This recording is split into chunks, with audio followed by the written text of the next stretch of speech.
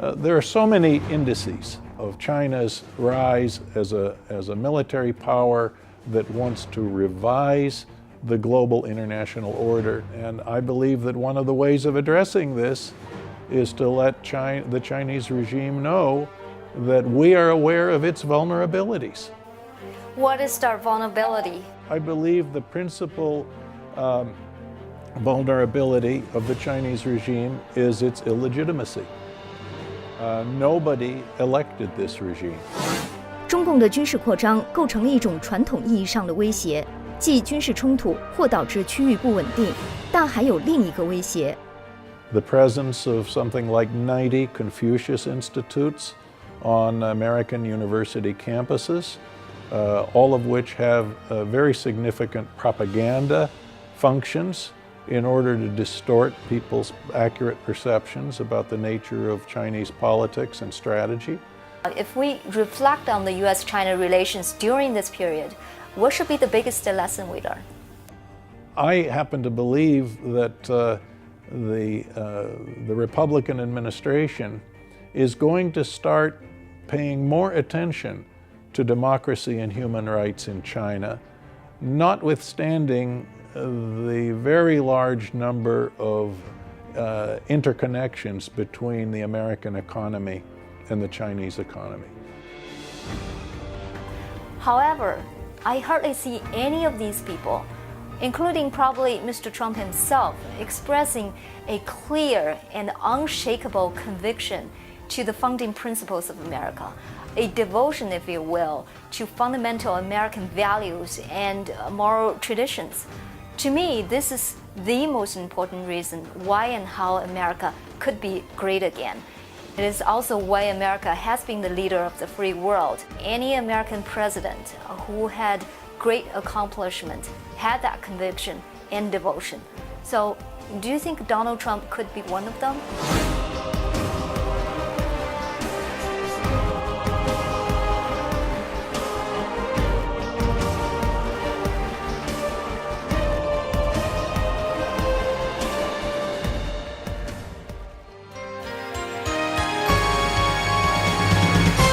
各位好，这里是事事关心，我是肖明。在上次我对里根总统的首席苏联问题顾问、世界政治研究所的创始人和主席Lenczowski博士的第一部分采访中，我们讨论了美俄关系是否会改变，美国是否会联俄制共，普京的真实意图，以及美国视谁为最大威胁。在这期节目中，我们讨论的重点是中国。虽然美中贸易赤字，中共的军事扩张是时下政界和媒体关注的焦点，但是中共对美国来说是否还构成另外一种更大的威胁？而美国相对于中国的最大优势是什么？这期节目Lenczowski博士继续解读。在采访的一开始，我简单叙述了我对近几十年来美中关系的一些观察，这个观察可以概括如下。1972年，为了制衡前苏联，尼克松向中共伸出了橄榄枝。他认为中共在那个特定时期对美国的威胁比较小。然而，从卡特到里根的历届美国政府的外交政策，要么如卡特建立在人权理念之上，要么如里根建立在反共的基础上。卡特和里根都相信民主价值应该成为美国外交政策的基石，但自克林顿时代起，这种基于价值的外交政策转变为基于贸易的外交政策，这为中国吸引外国直接投资，在全世界销售产品，从而在经济上变得强大，并且打开了国门。多年来，经济因素在美国外交政策中的重要性远远超过了民主价值观，不仅对中国政策如此，对全世界也是如此。现在中国已经成为世界上第二大经济体，但统治中国的依然是一个欺压人民的政权，并且中共掌握的经济实力能够使它以各种方式影响美国。中共对美国政商界的渗透已经损害了美国的价值和判断。一些美国大公司，比如思科和 IBM， 甚至帮助中共政权压制自由和迫害异议人士。与此同时，美国制造业的工作机会正在流向中国，直接影响到很多美国人的生活。First of all, do you agree with the assessment of this period? And also, if we reflect on the U.S.-China relations during this period, what should be the biggest lesson we learn? I think that that your question and that assessment is a very good one.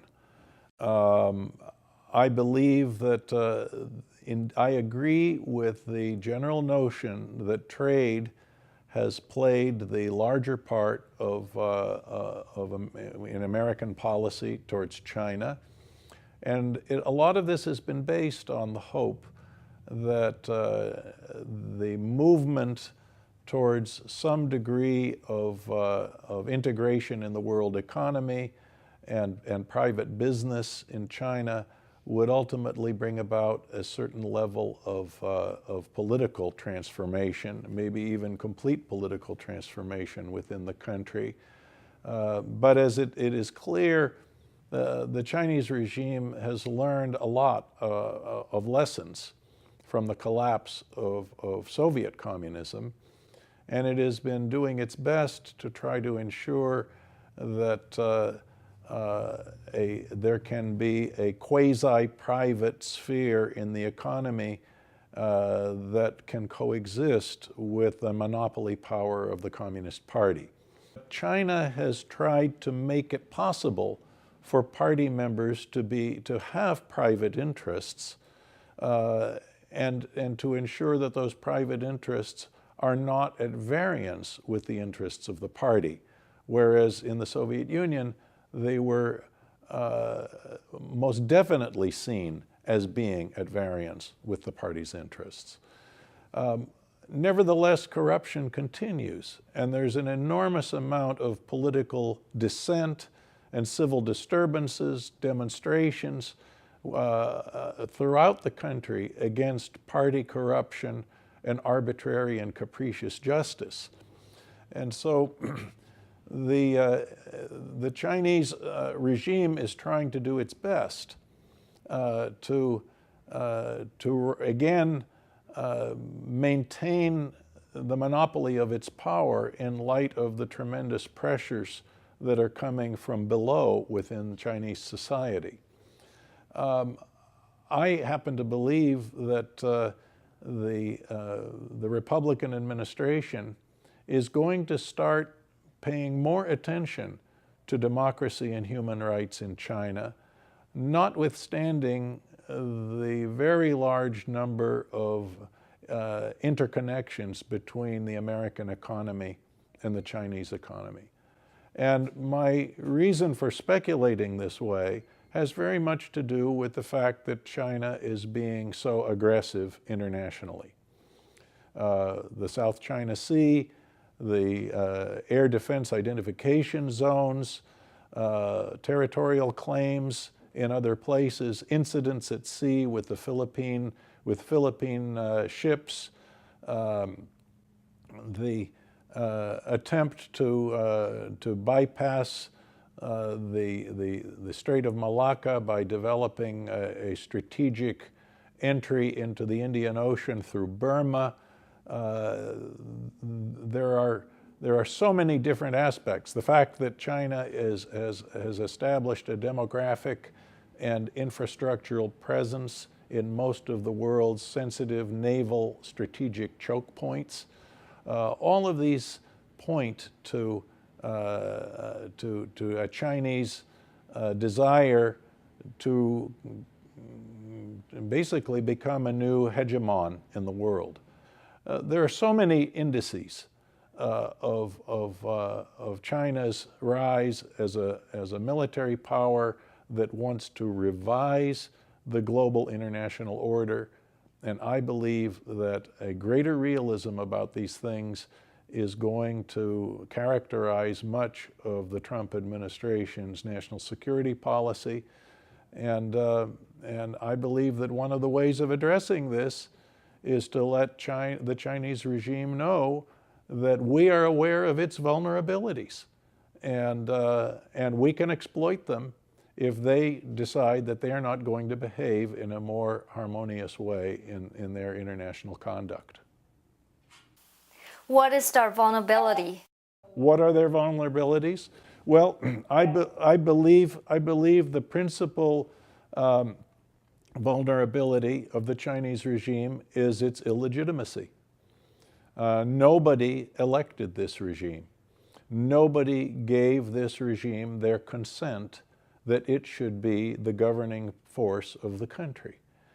And illegitimate regimes, like the communist Chinese regime, have a fundamental problem: fear of their own people, fear of ideas that could mobilize their own people. And the main ideas, of course, are the ideas of democracy, the ideas of consent of the governed. And of course, what such a regime fears is information, unfiltered information, reaching the vast numbers of people within China, which is why they have to maintain as much of a monopoly of information as is practically possible. The regime is afraid of the truth. The regime helps maintain party discipline and the conformity within its own journalistic circles by using the ideology as the drum beating for political conformity. And whenever journalists start straying from the party line, they are put into ideological re-education in order to ensure that they conform. And forced conformity is how this regime survives, as well as with a vast internal security system and the hope that the sufficient economic growth will keep people, let's say, satisfied enough that they will not contemplate revolutionary action. But there's nothing, it's not clear that economic growth is going to solve that problem for them. So there are a number of these vulnerabilities, but those are the main ones. 除了贸易赤字和军事扩张，中国对美国还构成其他威胁吗？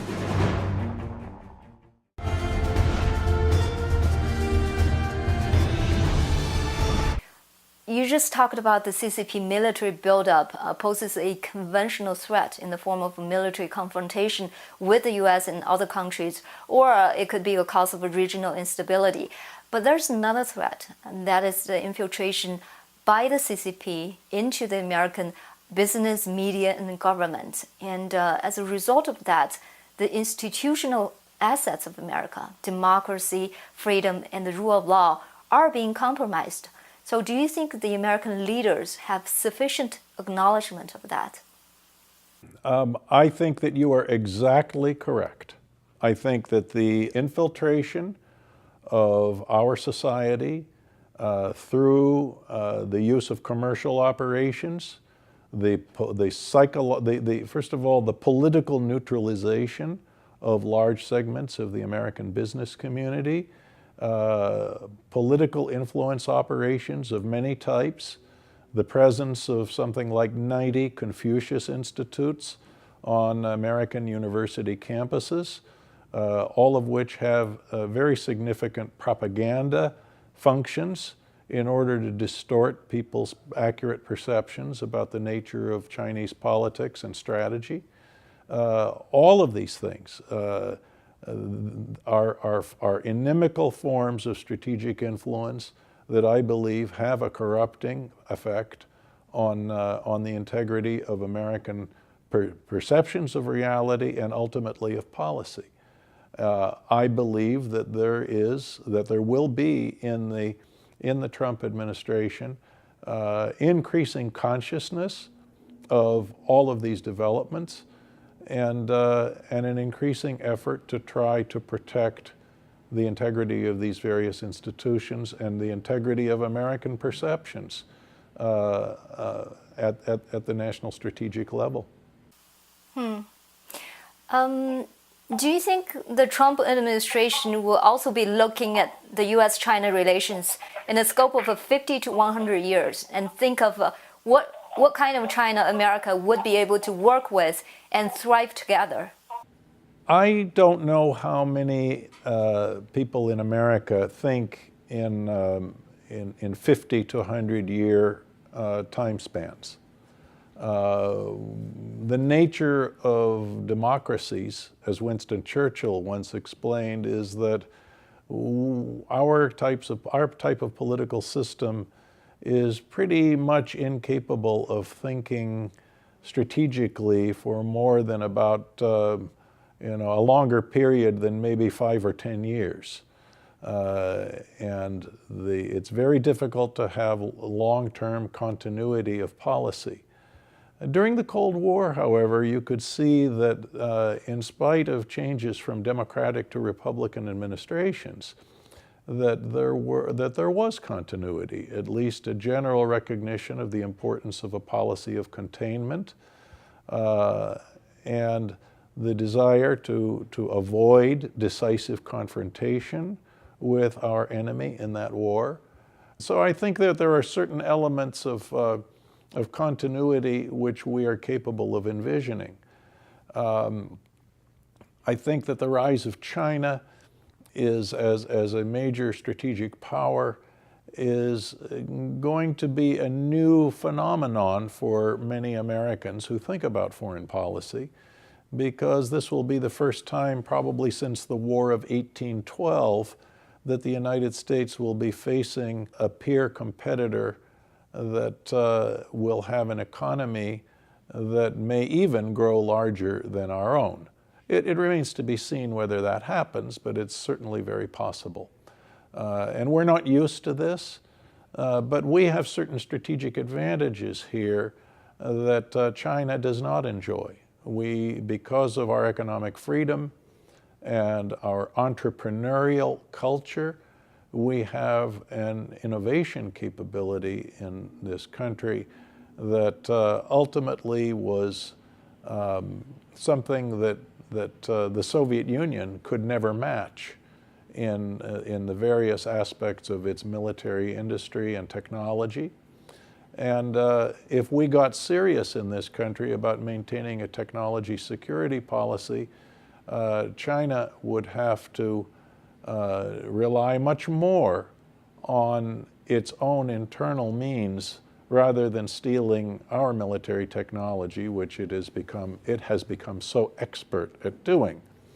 And China would have to change its own internal economic arrangements even more radically than it already has in order to create an innovation capability of the kind that we have in the United States. So it remains to be seen what happens. And I think that a lot of this has to do with the degree to which our respective political systems are ultimately compatible with human nature and are propitious for the realization of human talents. And unfortunately, even under the hybrid socialistic, capitalistic economy that exists in China today, a lot of human talent there goes to waste. And so long as China suffers that, it is yet another vulnerability when it comes to global strategic competition. 美国对中国最大的竞争优势是什么？川普能成为一位伟大的美国总统吗？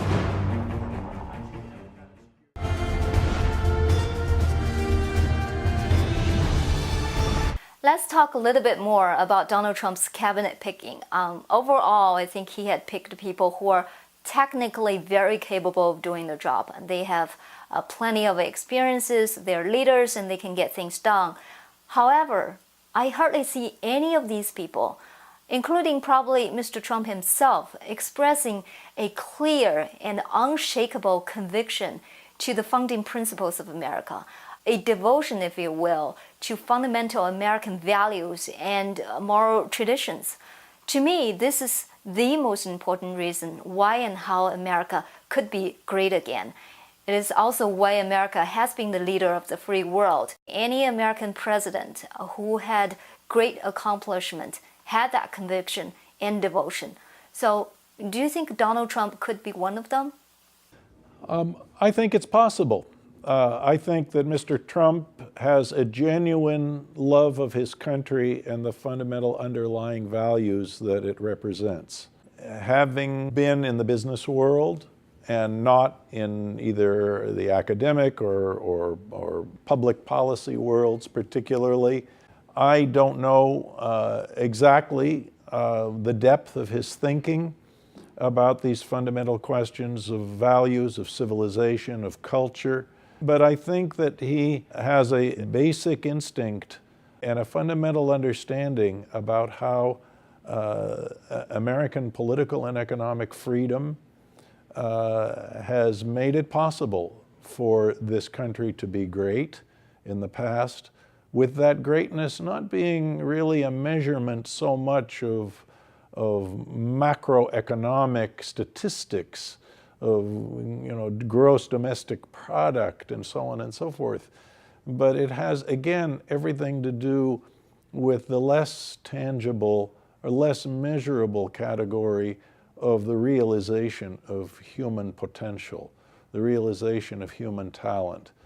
And he knows, I think, instinctively the way so many Americans have known over time that, and so many people around the world have known this. Why do people try to stream into America, come across our borders, overstay their visas? Why do they want to be here? They want to be here because this is the land of opportunity. It's the land of second chances, where if you fail once, you can try again and still succeed. This is where human talent is harnessed to the optimum degree, and I believe that so long as that talent does not go to waste, so long as we start employing more people here instead of the very high levels of unemployment that we've suffered over the last number of years, that these non-quantitative but qualitative elements of economic growth, which is the harnessing of human talents, will indeed translate into the continued flourishing of American civilization. And I believe that this is all good for the peace of the world, since we fundamentally are not an imperial country that is trying to seize other people's territory. We don't try, if we make a military intervention, it is for important security and geostrategic reasons.